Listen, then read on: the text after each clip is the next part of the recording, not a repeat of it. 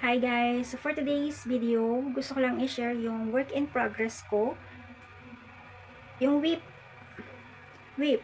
work in progress.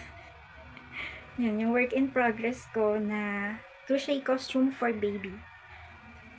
Ayan o. Yan, eto siya. Si Otama. Yun o, ayan siya. Yeah. Yan yung character. One Piece, character pa rin siya sa One Piece anime. And then ito pala ang aking natatapos. Ito nga yung mga bilog-bilog na ididikit ko dyan. Ayan, diba? Ayan. Tapos, ito, ayusin ko na lang din. Ayan. Ito ang aking work in progress. Order to ng aking regular customer, pang second baby na niya.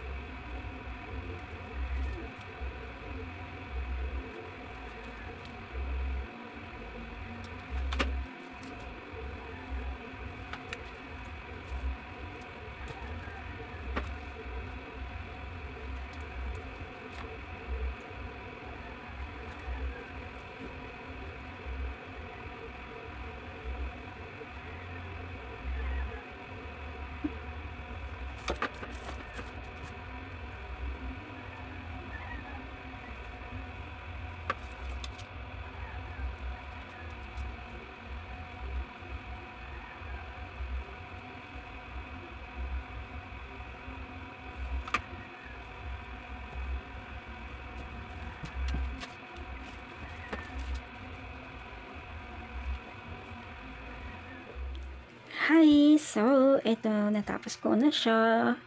Pero, marami pa akong gagawin. Ayan, damit pa lang yung natapos ko. Ayan siya, oh, ayan. So, kailangan ko pa yung headdress, buhok, ayan.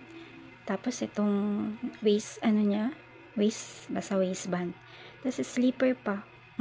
Okay.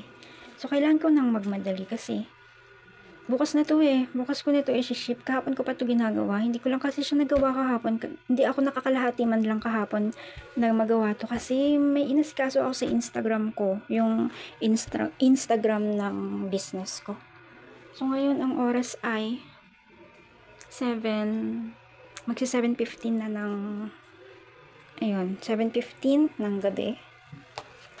Bala kong wag matulog, sana kayanin ko. Yeah, kaya ko to. Meron naman akong ayan, meron tayong kape na pampagising. Sana magising mo ko, ha? Nescafe. So, ayan.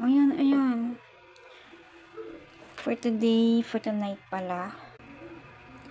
Yun. So, medyo bumagal lang ako ng konti. Konti lang naman. Sobrang konti lang. Ito. Kasi, basta nagdili ako siguro ng 1 hour or 30 minutes. Kasi, nabad trip ako sa notification na pumasok sa phone ko.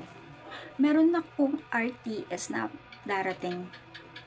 So, sa TikTok shop ko, may dalawa akong sinip out ng isang araw. Tapos yung isang ngayon, nag-notify sa akin ang TikTok na return to seller na nga. Kasi, refuse to pay. Yun yung nakalagay sa sa record, sa tracking ng chinek ko. So yun, meron tayong vlog next.